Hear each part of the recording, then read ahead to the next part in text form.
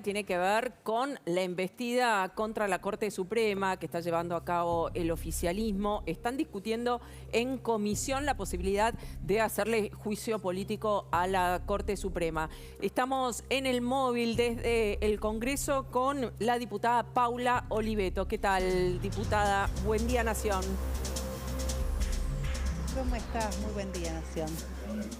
¿Qué tal? Bueno, acá trabajando. Primero su apreciación, ¿no? Con este intento del oficialismo de realizarle juicio político a la Corte Suprema.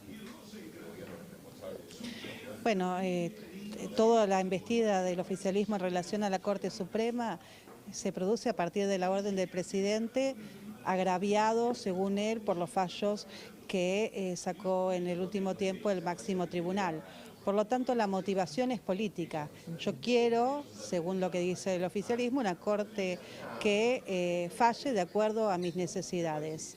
Y eso está absolutamente en falso, no corresponde con nuestra Constitución, pero tampoco no corresponde con el sistema americano, con lo que establece la Corte Interamericana de Derechos Humanos. No se puede violar la independencia del Poder Judicial para someterla a los intereses políticos de un gobierno de turno o de una facción. Si vos mirás, la mayoría de los juicios políticos se presentaron a partir de diciembre, cuando el presidente y la vicepresidenta empezaron con esta estrategia. ¿Para qué? Entre otras cosas, para poder recusar a los miembros de la Corte Suprema durante los distintos procesos que los tienen a ellos como parte y buscar nombrar con jueces adeptos que logren sentencias a su favor. Esto es una estrategia y la vemos probada a partir de la forma en que Zanini lleva el expediente de la coparticipación de la Ciudad de Buenos Aires. Es una estrategia que nada tiene que ver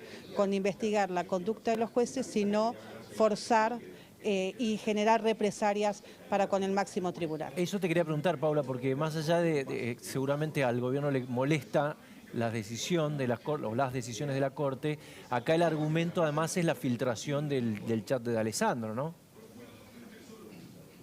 Pero eso no tiene ningún tipo de legalidad. Ya un juez mandó a archivar el expediente. Un poder del Estado no puede fundar un juicio político a partir de escuchas ilegales de las cuales no sabemos la verosimilitud.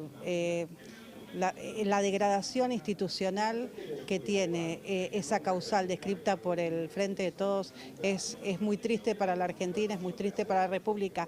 Yo lo estaba leyendo. ¿Sabés cuáles son los únicos países donde la Corte tiene que fallar de acuerdo a lo que necesita el régimen?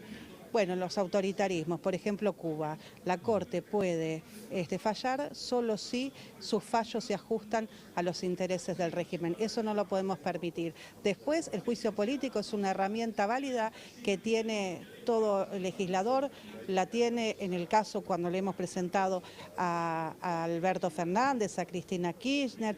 Ahora, una mayoría circunstancial de este Congreso no puede elegir qué juicio político se inicia y cuál no.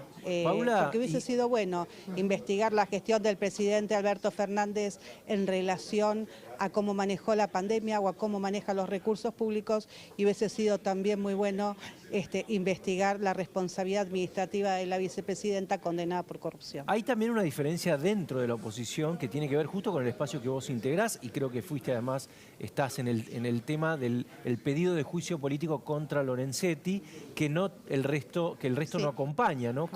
¿Cómo tomaste esa diferencia?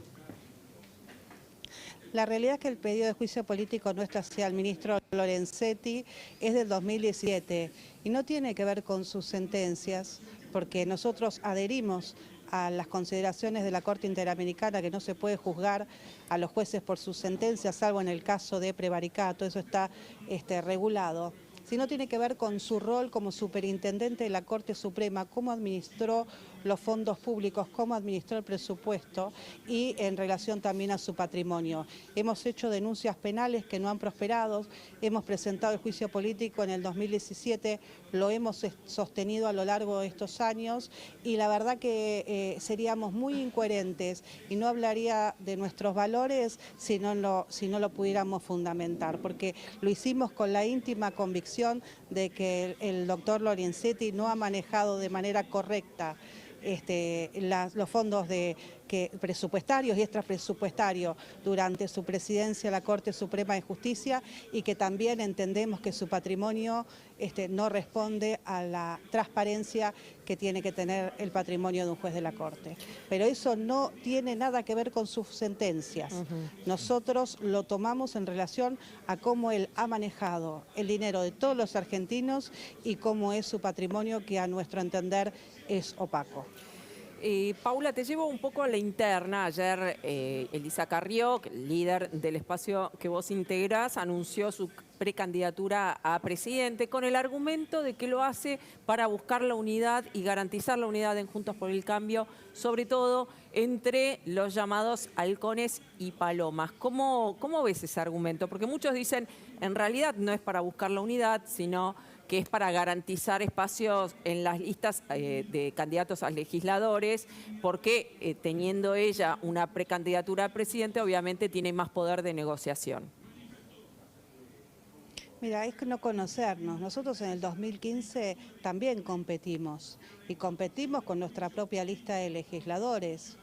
Y la verdad es que eso no cambió. O sea, que todos los presidentes de partidos o todos los líderes de los partidos de Juntos por el Cambio se presenten a un gran paso dentro del espacio, lo que hace es generar una amplia oferta electoral y potenciar a Juntos por el Cambio. Nosotros no tenemos cargo en ningún lado, no lo tenemos, ni lo tuvimos en el gobierno nacional cuando fuimos gobierno y no lo tenemos en el gobierno de la Ciudad de Buenos Aires.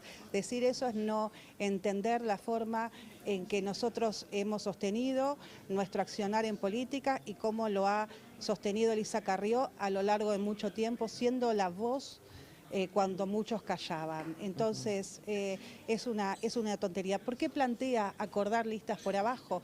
Porque todos los líderes de Juntos por el Cambio tendrían que trabajar en una lista en conjunto para evitar que la interna lleve a sumar a personas que no están comprometidas con nuestro proyecto. Y lo vimos en La Rioja. Por esa competencia que se daba, terminaron entrando personas que después no acompañaron el proyecto político. Y el antecedente virtuoso fue el que diseñó el propio Mauricio Macri, cuando en la interna con Gabriela Michetti y Larreta, ¿se acuerdan? En la Ciudad de Buenos Aires, sí. La lista de legisladores de ambos era en conjunto. Lo más importante es que para sostener el proyecto político podamos tener diputados y senadores que estén absolutamente comprometidos con lo que nosotros le ofrecemos a la sociedad y evitar panqueques que hemos tenido en las listas y que nadie se hizo cargo de esos panqueques en su momento. Bueno, clarísimo, diputada, muchísimas gracias. Un placer, muchas gracias. Gracias Diego. Hasta luego. Hasta luego. Rosario vuelve a ser noticia.